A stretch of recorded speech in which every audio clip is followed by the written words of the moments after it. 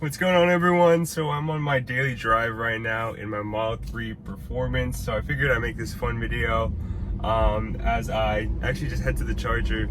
I'm going to the Supercharger right now. So I figured I'd talk to you about some of the things I really like about the car. So I actually owned a Standard Range Plus Model 3, gave it to a family member so that they can have it and just kind of do what they want with the car, take over the payments and just have fun with the car. So I went from a Standard Range Plus to a Model 3 Performance, and one thing I really noticed about the car was the huge difference in the drive and acceleration within the car. So going from like a single motor to a Model 3 Performance, whereas dual motors, the handling is a lot better. You can hit like curves a lot easier. When you're driving, accelerating, it's much more faster. Of course, there's two motors, and a lot of it too. Big thing I've noticed was the range. I went from around 250 to around 315, 316 in range. The Standard Range Plus immediately dropped to 240 as I got the car, which kind of was unfortunate, but I was still able to drive the car around to my locations, right? But the 300 was a perfect range, perfect spot for me. Sometimes I find myself driving from the Bay Area to Sacramento frequently, like all in one trip, and that 300 range is kind of perfect where you don't gotta worry too much about like your long back and forth trips. So that was one big advantage for me. With that being said, you don't need to get a Model 3 Performance to get that 300 range. If you look at the used cars, you can get used long range for around $38,000, $39,000, which is the same price as a Standard Range Plus. Granted, that long range is about 2 years older than the Standard Range Plus, 2-3 years older than the Standard Range Plus, but you still get that increased range, which is, I think, is very, very important. You won't have that automatic trunk that just came out in the 2021 Model 3s, but you get that increased range. So think about what's more important for you. Really take into account your driving, and like whether or not the trunk is important to you, whether or not the increased or premium audio is more important for you. So Model 3 Performance, another thing I've noticed about the car was that the acceleration or the kind of the get off on the when you hit the acceleration on the car, it slows down tremendously once you kind of get down lower on the battery. So when you're at that 80-90, you still feel that very fast 0-60 in 3 seconds. But as you're driving a lot more and you kind of get to that 20, 30, 40, 50%, your speed isn't, your acceleration isn't as fast. So I've definitely noticed that as I've driven the car. Just kind of keep that in account. So if you do charge overnight to like that 90%, 80-90%, you should be good to go. Like you'll feel that quick burst in your car whenever you drive. So that's one thing as well.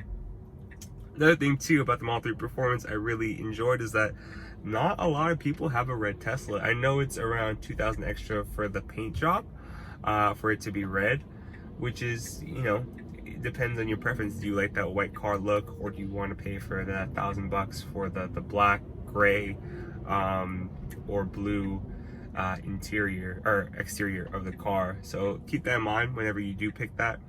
Another thing too I noticed about my Model 3 Performance, which is kind of applicable to all Teslas, is that if you have the white interior within the car, it doesn't get as hot. Me living in the Central Valley, kind of in that Sacramento area, it gets super hot here sometimes, around like 80-90 degrees, sometimes even 100.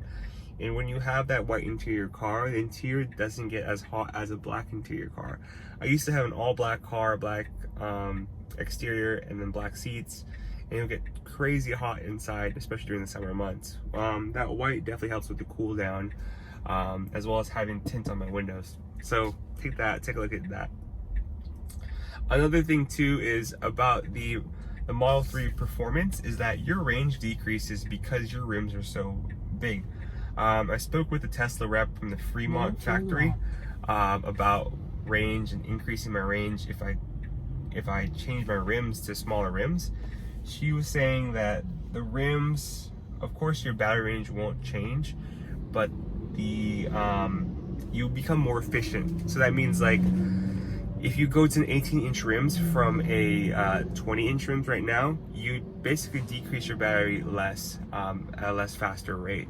So I've definitely considered going from right now the Model 3 Performance wheels, which is the Uber Turbine. I've definitely considered going to the Gemini wheels on the Tesla website, because those are 19-inch rims, and you would definitely have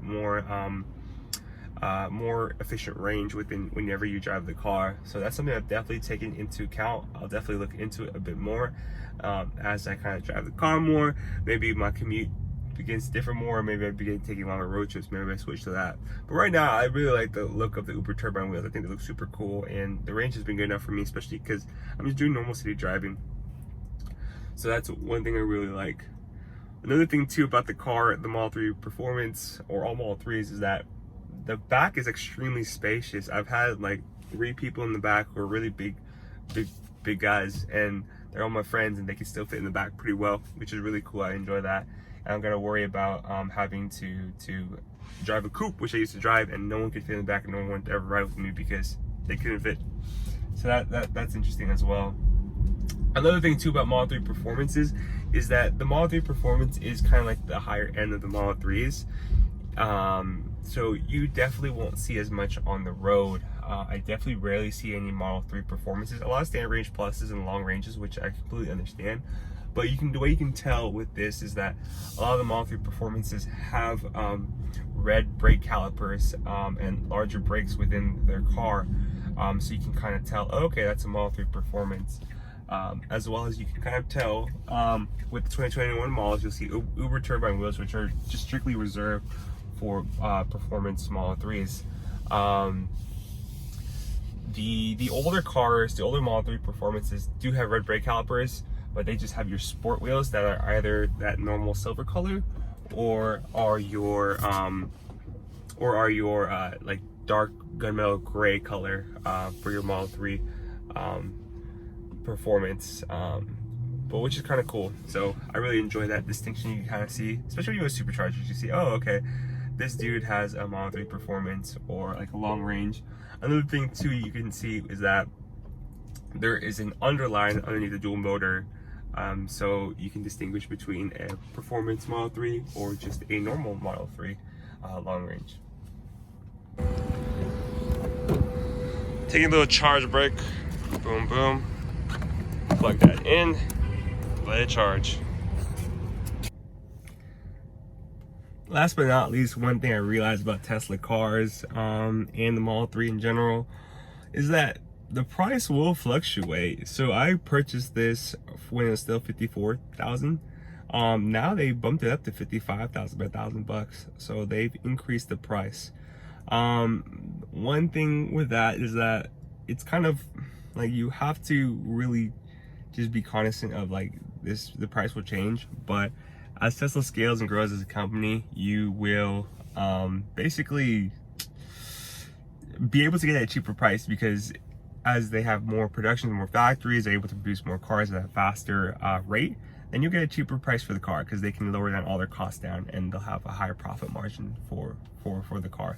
So take that into account whenever you're purchasing the car. It may be pretty expensive now, but maybe 10-20 years from now it'll lower down a lot. So that's cool.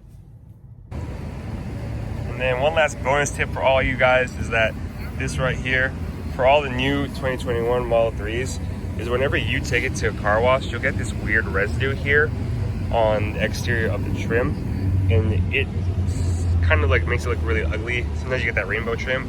But in order to remove it is really simple. Get some like a cloth or fiber or towel, wipe it here, and then on that cloth fiber towel spray stainless steel cleaner. And I kid you not, it'll go away pretty quick and pretty easy. Don't use any other crazy products. I've used some weird products, and now you see this weird kind of like stain here, but eventually that'll go away as I keep kind of like washing it, and as it gets better. So check it out.